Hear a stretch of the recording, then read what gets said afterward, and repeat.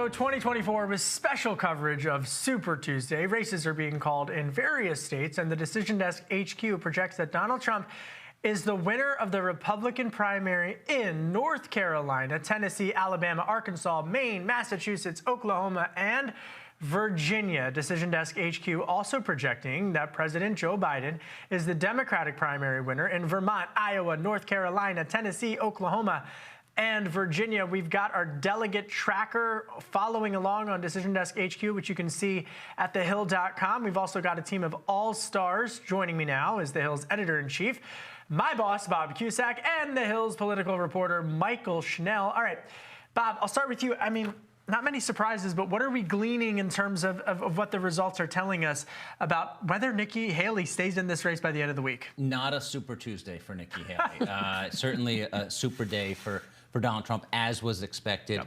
And listen, he had a great night. In 2016, Trump barely beat Marco Rubio in Virginia. The race was over quickly tonight. He's dominating. Now Nikki Haley has to make some big decisions. Is she going to leave this race? Is she going to run as a third party, which she has denied? I don't believe it yet. Yeah, we shall see. But she has to decide whether she's going to continue this when she's basically, other than D.C., gone winless. I love the D.C. connection there for a second. But in terms of Joe Biden, these uncommitted votes that have been declared by the far left of the Democratic Party, owned, I guess, by Congresswoman Rashida Tlaib, I mean, it hasn't really made an impact, no embarrassments thus far in the night for President Joe Biden on 2 nights or so ahead of the State of the Union on Thursday. Yeah, I mean, the undecided, they had a sizable amount of support in Michigan, and that was nothing to glean over, and that should raise alarm bells for the Biden campaign. But I think at the end of the day, what Joe Biden's message is going to be in the Biden campaign, Democrats at large, is that you may not love Joe Biden as your main choice, but there's so much more at stake than just the presidency in this election. You're talking about down ballot races. You're talking about different issues. Decision Desk HQ's exit poll found that Democrats once again have said that abortion is the top issue for them. If they want to protect Roe, if they want to protect now IVF access, they're going to want a Democrat in the White House, and that's Joe Biden, whether you like it or not. Well, I'm looking at the delegate tracker, and again, because of Nikki Haley, Trump cannot become the presumptive nominee tonight and reach that 1,215 delegate threshold. If we pull up the map, 468 delegates thus far on Super Tuesday. And I'm just hearing from our producers that Colorado now has been given to Donald Trump. He has been named the presumptive winner for the state of Colorado, a state, mind you, which was in the news this week as a result, Bob, of the Supreme Court ruling in which they said those votes count. Minnesota just getting called for Joe Biden, but with Colorado and the state of the Supreme Court, I mean, Colorado really now not a problem for the Republicans, and really this is settled almost as Colorado has been in the news for the Supreme Court. The year has started out very good for Donald Trump. There's no doubt that whether it's the Supreme Court winning these big races, basically looking for the knockout punch of Nikki Haley tonight. But at the same time, there are troubles ahead for Donald Trump because of his legal problems, because I think of the immunity case before the Supreme Court, which I was a little bit surprised that the Supreme Court took up. But he's likely going to lose that ruling, and then he could be in court down the stretch of the election in the fall. We don't know the timing yet, but right now, Trump is looking very good. I mean, on that point, you know, the fact that he will likely be in court later on, that's what he wants. He wants to just keep delay. Absolutely. All these legal proceedings. I mean, we look at Georgia, which was supposed to be, Democrats were hoping that would maybe be the knockout punch for Donald Trump. We can't even get that trial started because there's questions of if Fani Willis can actually lead that case. So to your point, Bob, of this being a good start for Donald Trump, he's been able to delay many of these different cases, and it's possible that we don't see decisions until after the election. That's exactly what he's looking for. I've never really bought that Nikki Haley, if she stayed on and something happened to Trump, that she would all of a sudden just be anointed the standard bearer of the Republican Party. I mean, I don't think voters would allow it. Right. I mean, Ron DeSantis has a better shot of that happening than Nikki Haley. But should she run on a no-labels ticket? Should she listen to the Never Trump Republican donors who have been advocating that she get in a no-labels ticket? That's the decision that she's going to have to make. The Decision Desk HQ Scott Trainer polls just coming out earlier from the exit polls. They've looked at the exit polls of everyone who voted in the Super Tuesday nominating contest today. And they found that Haley is favored by 19% of voters, Bob, who have a bachelor's degree, and 36% of voters with a bachelor's degree, 19% of voters without a bachelor's degree, and 36% of voters with a bachelor's degree. Compared that with Trump, who was favored by 76% of voters without a bachelor's degree and 57% of voters with a bachelor's degree. You know, I'm not saying that if you have a bachelor's degree that makes you smart, okay? Right. Like, first of all, that's a whole other show, Bob, to be blunt. Right. But it does say something about the type of voter that Haley feels that she can mobilize. But where do they go in November? Well, that's where Biden won in 2020. He won the independents, but at the same time, now he's got to run on his record. He didn't do a Super Bowl interview. He's not been media accessible. Trump gets all the free media time because he's not afraid of the media. I think Biden does have abortion, IVF. Those are huge issues for Democrats. But at the same time, immigration, not a good issue for Biden. The economy, right now, not a great issue for Biden. Foreign policy. And foreign policy. Well, so specifically to foreign policy, according to the Decision Desk HQ polls, just 9%, Michael Schnell, listed in the Democrats, 9%, single-digit number, listed the Israel-Hamas terrorist war as something that they are concerned about. So if it's in single digits, the Democratic strategists, and I'm talking to them, I'm curious what your sources are telling you, that that's okay, because just that they would, if that ceiling holds at 9%, it wouldn't have as much of an impact, because Haley's ceiling is so much larger in terms of the votes that she's taking away from Trump, no?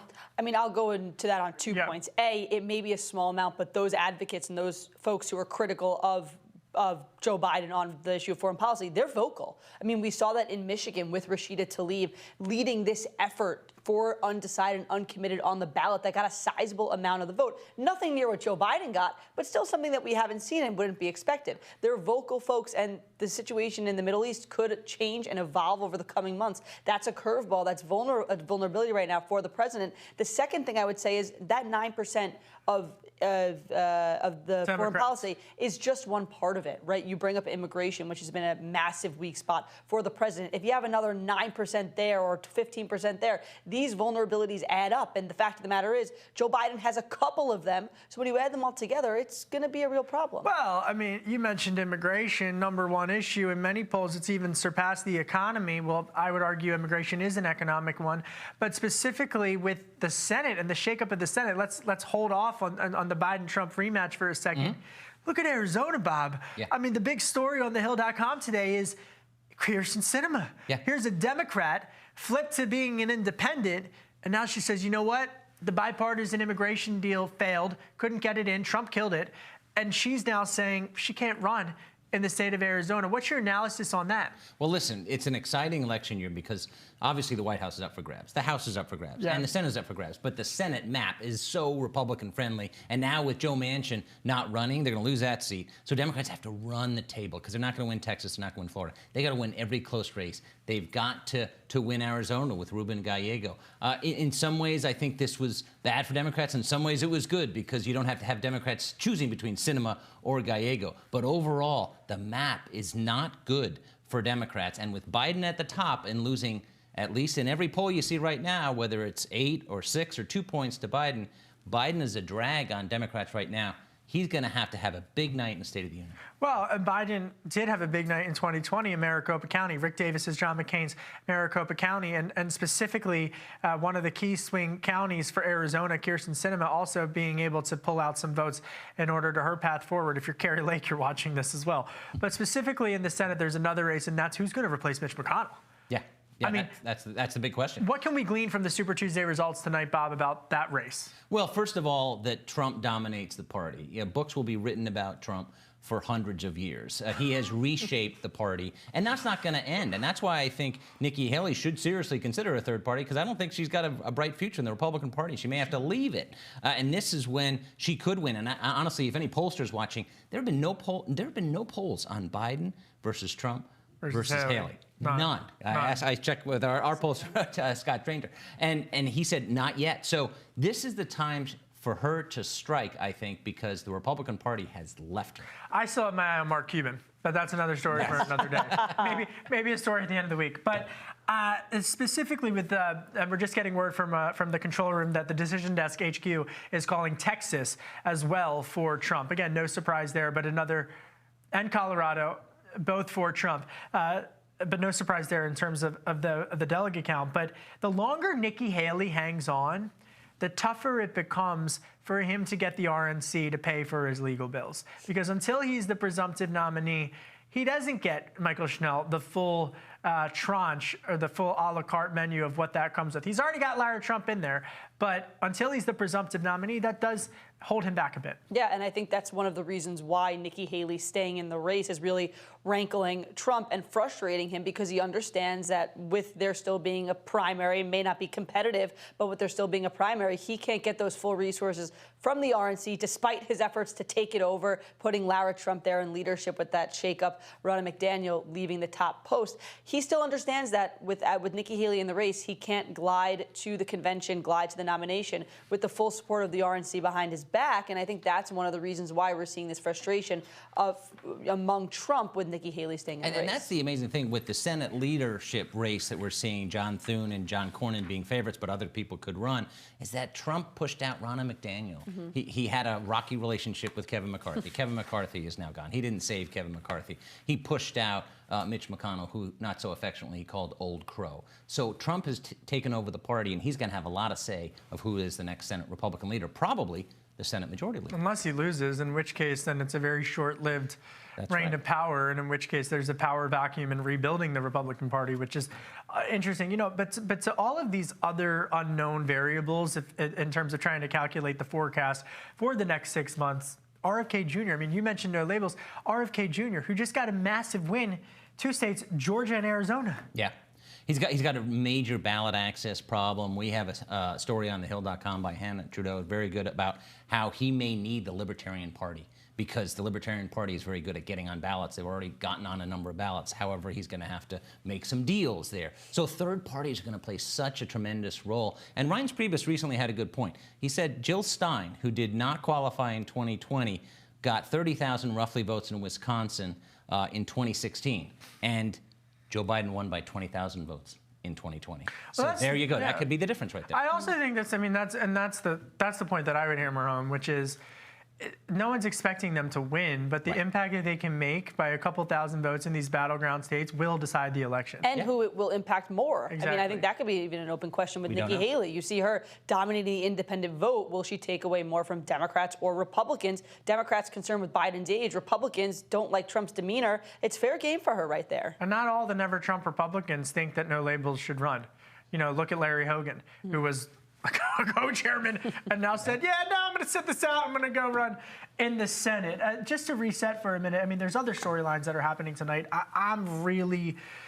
this jungle primary in California, which is really interesting, jungle primary. I mean, if you don't know what a jungle primary is, it just means that no matter what party you're in, as long as you're registered to vote, folks, that means that you can vote in the primary. So here you have Adam Schiff, no stranger to taking on MAGA Republicans. Adam Schiff trying to run for Senate, and he's up against Congresswoman Barbara Lee and Katie Porter, a progressive rock star within the Democratic Party. And then a Republican, Steve Garvey, baseball player. Okay, so what does Schiff do? He pulls an old Roger Stone maneuver, and he runs a contrast ad against the Republican because Katie Porter was on his heels.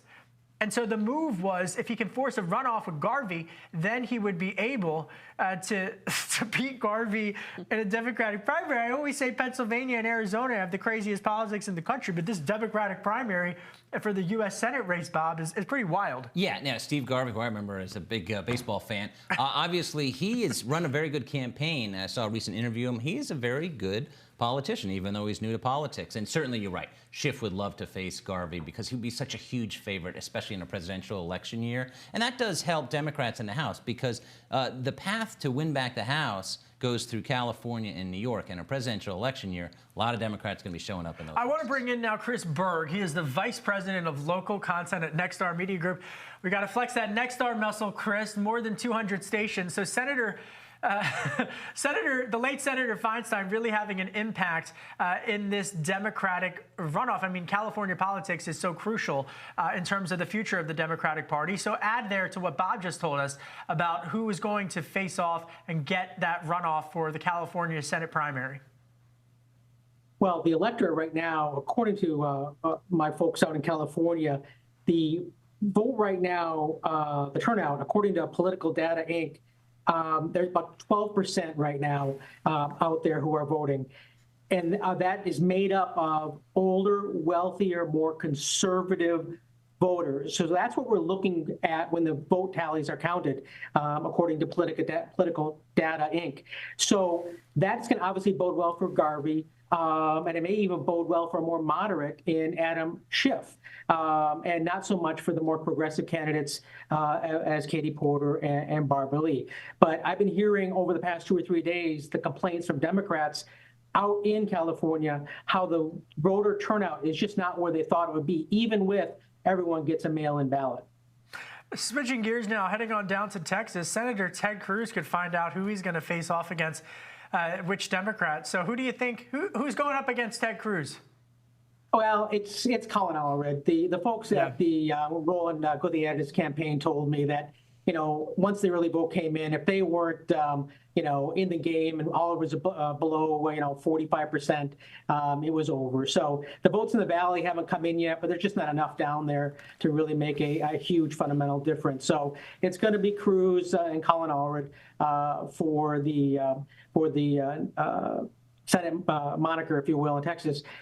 And one of the things that Democrats here in Texas were talking about is how do you beat Ted Cruz? And I'm with you, Bob. It's Ted Cruz's to lose. It's still a Republican state. It's still red. I've been here 2 decades, and everyone wants to call it purple. It's not purple. It's still red. It may not be as deep cherry red as it once was, but it's still pretty red. And unless Hispanics start getting out and voting more on the Democratic side, it's going to remain that way for the next several years for sure. Now, how do you beat Ted Cruz? Well, this is one of the game plans. And now there are probably several out there, but here's one of them. Take the border issue on head on. You can't just hope it goes away. And you take it head on with partially what Joe Biden is doing, which is blame the Republicans for the immigration deal, that the Senate fumbled the ball there, blame them, and blame them hard. But then, and most importantly, come up with your own vision of how it should look like and lead with that vision.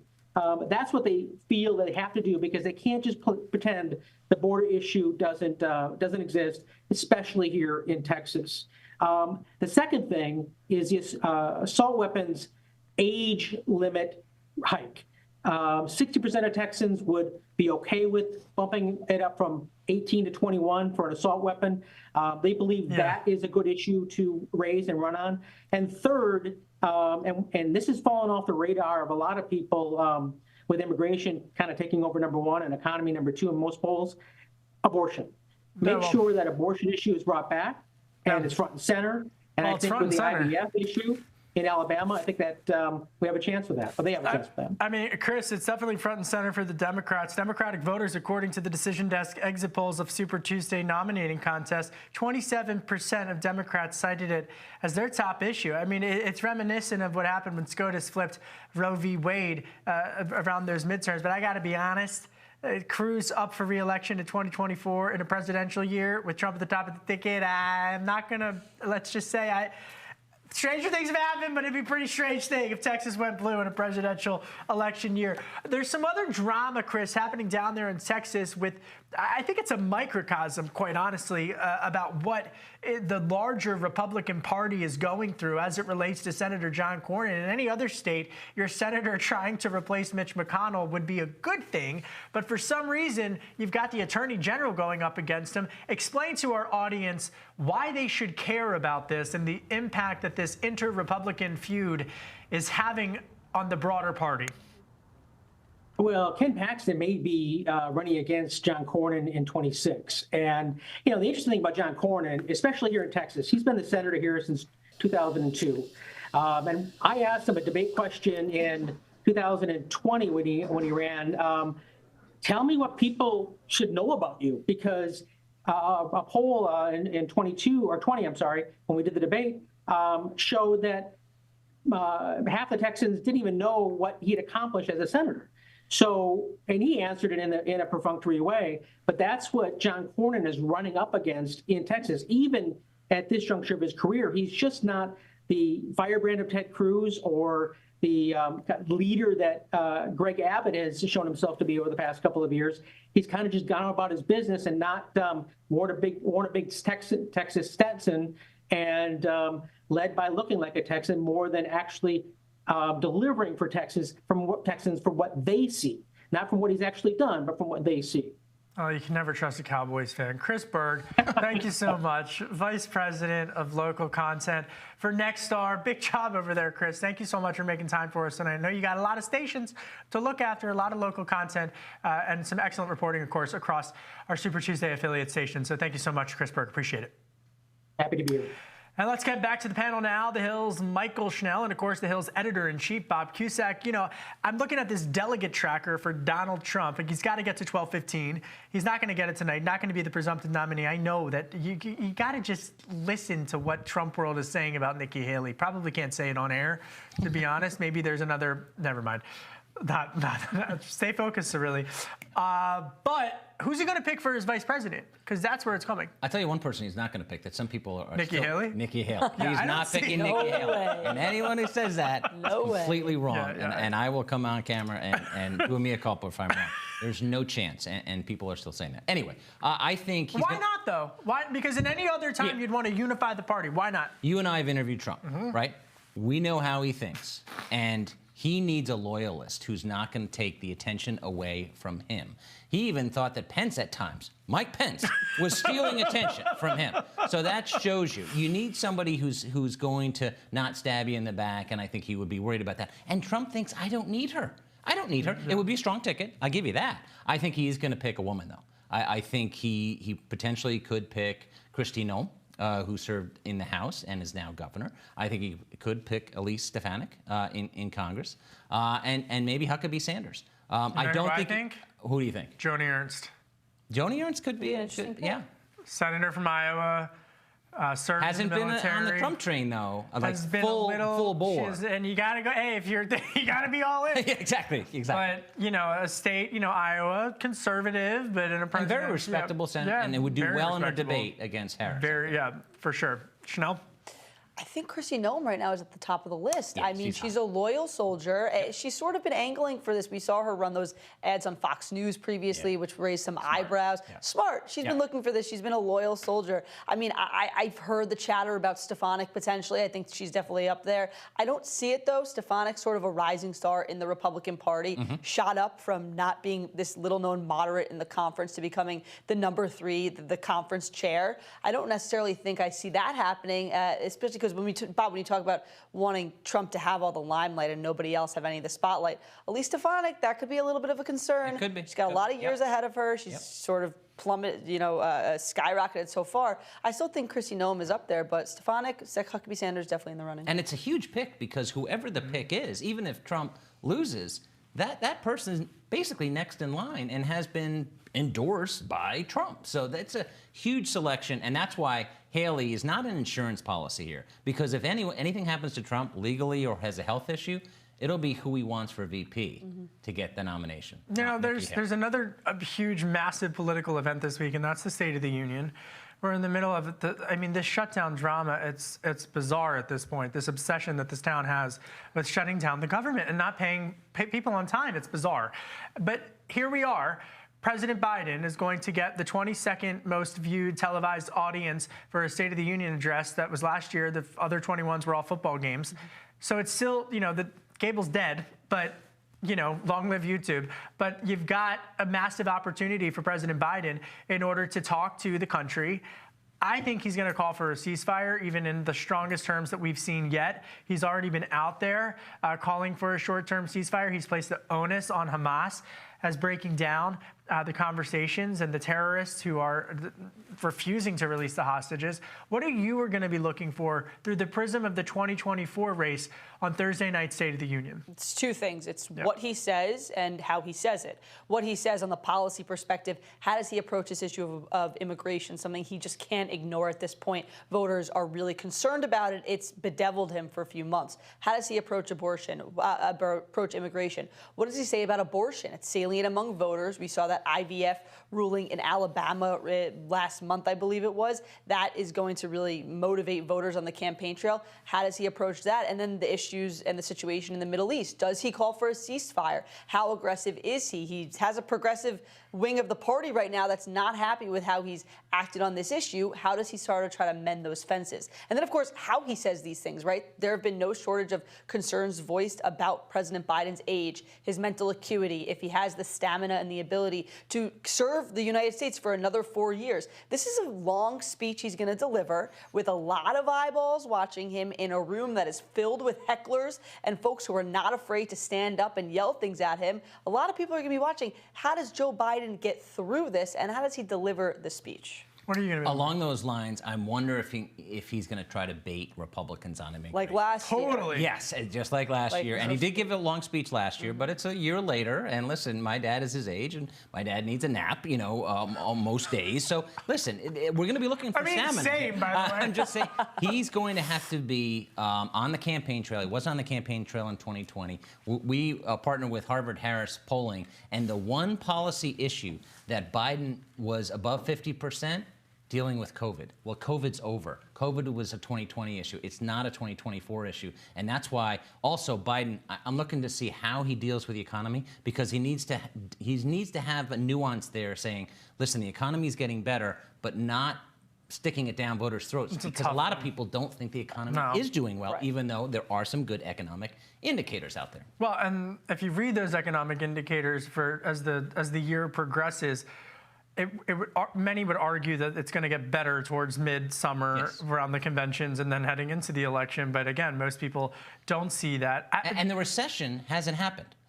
Most people last year thought a recession would happen, and we're likely going to avoid one. So that's a big thing. But you don't get credit for what doesn't happen in politics. Decision Desk HQ just calling Massachusetts for Donald Trump. Again, no surprises, another win, increasing his delegate threshold count closer and closer to 1,215. Sticking with the State of the Union address just for another minute. I mean, House Speaker Mike Johnson this week. I mean, and I know it's Super Tuesday, but I mean, I was really, really struck to see who his guest is going to be for the State of the Union, particularly at a time in which many in his caucus have tried to withhold funding to support Ukraine and NATO as it relates to Russia's war against the Ukraine. Tell us what went into that decision, Michael, for Speaker Johnson to bring who he's bringing. Yeah, the parents of Wall Street Journal reporter Evan Gershkovich, who's been detained in Russia after doing reporting there.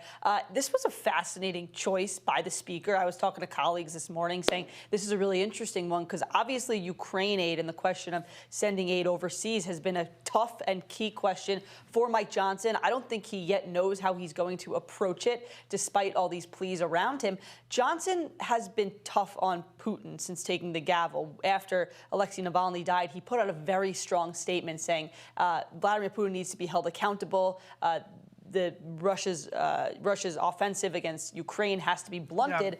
But how that happens is the big question here. So I think that bringing the parents of Evan Gershkovich to the State of the Union is sort of a show of, hey, I understand the situation here. I'm not supportive of Putin. I'm supportive of Ukraine. Putin needs to be held back. I mean, that's going to be one of the most powerful images because when they are shown, and assuming that President Biden points to them or whatnot, that's such an opportunity to show in the halls of Congress from the entire U.S. government perspective just the support that they have. And obviously, as a member of the media, all three of us, that's something that we would obviously all support too, and just an important democratic principle.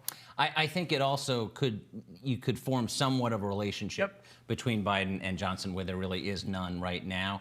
But someone else that I'm interested to see is addressed by members is Laken Riley, who was unfortunately killed by someone who was accused of coming into the country illegally. And that Laken, I was talking to a bunch of people the other day, and I said, how many of you know who Laken Riley is? And only a few people. And I said, by the end of this year, you're going to know. And Trump has done. By the end of this week? But yes, very well could. And now Biden hasn't, as far as we know, called the family. Trump has. That is why Trump is having a good campaign year. And it puts a tragedy on what's happening at the border, and the administration for the longest time, just like inflation, very defensive, and then said, oh, it's not a crisis at the border. And then Mayorkas did say there was a crisis, but then blame Republicans. But you can't be in denial, and they were in denial for months, and it hurt them, and it's showing in the polls. Look at Eric Adams up in New York. Yes, I mean, exactly. We got a minute left. I'm going to ask the tough question. Nikki Haley, is she in the race